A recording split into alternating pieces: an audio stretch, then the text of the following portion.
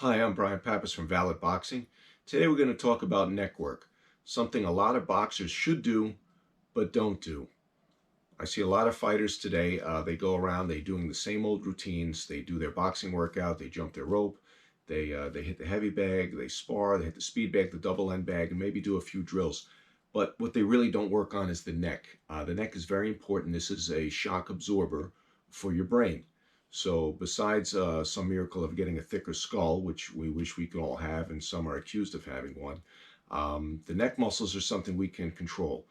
We can grow the neck muscles and strengthen them just like any other voluntary muscle of the skeletal system of the body. Today I'm going to show you several different exercises and a routine for the neck muscles. First off, the neck muscles are responsible for rotating the neck. They're responsible also for nodding the neck forward, backwards in a circular motion. The neck muscles are also comprised 65% of type 2 muscle fibers. Those are your fast twitch muscle fibers, which respond best to a heavier weights, and they respond and grow and strengthen from using a heavier weights for less reps. The type 1, of course, is the opposite of that. That's an endurance muscle fiber, which are not strengthened or react well to a heavier weights. They don't grow, therefore endurance. So being that they're 65% type 2 muscle fiber, we're going to work them as if they were 65% type 2 muscle fiber, and we're going to grow them accordingly. The first exercise we're going to do is, you may have seen this before, various boxers do it. This is a chin tuck on a flat bench. A lot of people use weights for this. One of the equipment that I use is, and I'm not telling you to go out and rush out and buy this, you don't need to, but this is a halo device that is weighted. This goes around the neck. It's adjustable. You can buy this from a few different online boxing sites. So I'm going to put this on my head here, and I'm going to lay flat on my back, and I'm going to go ahead and I'm going to touch my chin to my chest and go back and give myself a full stretch. And when that does is the front of the neck muscles are the sternocleidomastoid muscles. Those are the two muscles that run along the sides of your neck, the bigger ones in the front and the anterior and also the back, the posterior of the neck. That's going to exercise these. I'm going to show you what we're going to do. Usually I'll go for about 5 sets, 8 to 10 reps, depending on the weight. So here we go. This is the first exercise we'll do. It's a chin tuck.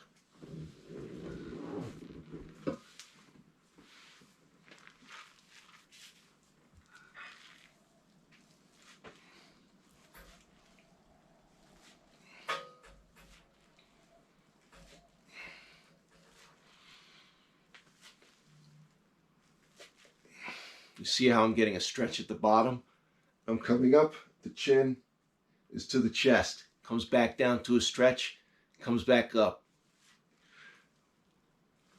You can use heavier weights if you want. You can put weights on top here. You can even put a towel on your head with heavy weights if you don't have one of these devices here. Okay, we're going to go for about, beginning we can do without this device or without weights. We can just use your chin. The idea is you don't have to do 50 or 100 reps. You're not going to get anything out of that. You're going to want to stick to, say, 8 to 12 reps of a challenging weight. We're going to go at the beginning. You may just have to use your own weight, okay, and not use any weights at all. You may use a 5 with a towel on it. You may use a 10, or you may use a device with this, and then you may add weights as well. The second exercise we're going to do is for the side of the neck. Okay, I'm going to show you how that goes. The same exact device or weights.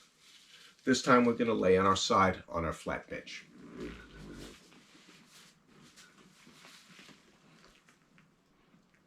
And we're just taking the ear and bringing it to the shoulder as close as we can.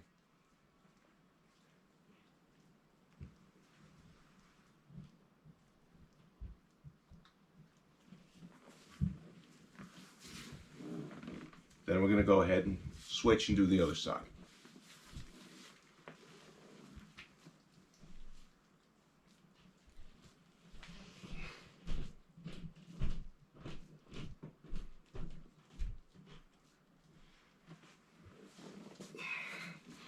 Okay, we could also do 3 to 4 sets of this for 8 to 12 reps. Sternocleidoid mastoid muscles are also responsible for neck rotation. So you're going to want to go ahead and do that against resistance. We can go ahead and do that with this device or a weight with a towel or just our own body weight. I'm going to show you what that looks like on the flat bench.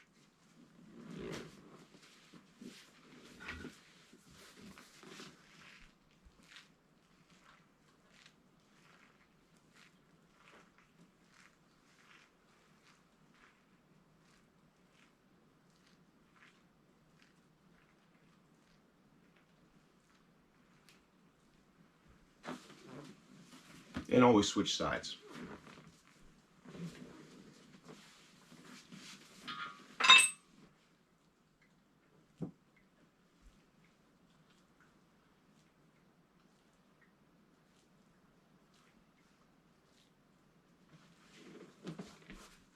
And again, that's going to strengthen the sternocleidomastoid muscles in front of the neck. It's also going to rotate the neck.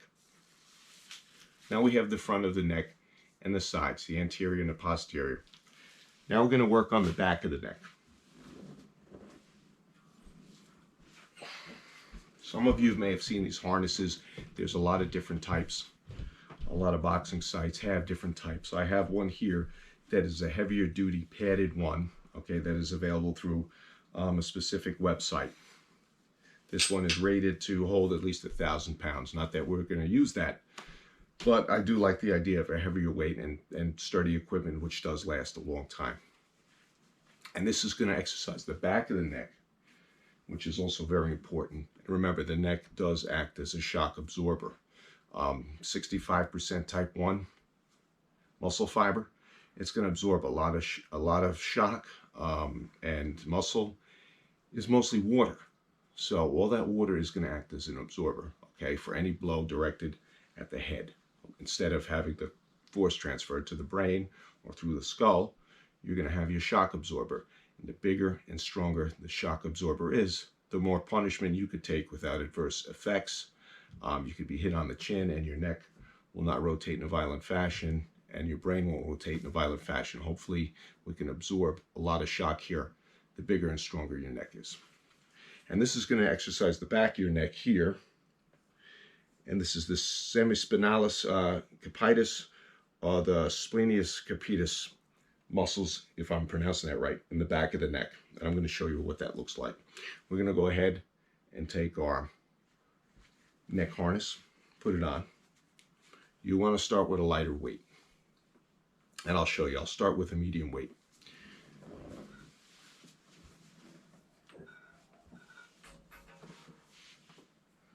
We're going to go ahead and attach this in the middle of an Olympic plate. You can use dumbbells, you can use a pin selector, whatever you want to use.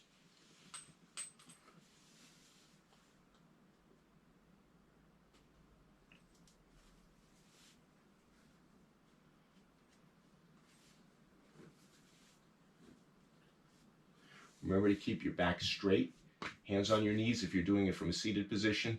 You can also do this from a standing position. Tuck the chin, raise the head. Tuck the chin, raise the head.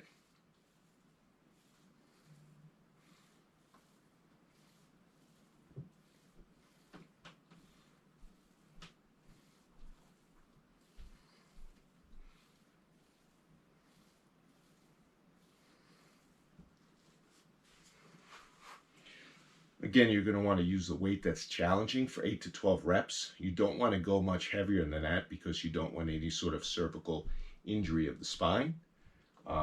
You don't want to go lighter because then the muscles aren't going to get any stimulation at all, or they're not going to get stronger and they're not going to grow. They're just going to maybe benefit through endurance, which is something you have already, you don't need. It's not going to grow the muscle itself. Now, once we're done with that, we have one more exercise to do, which I recommend.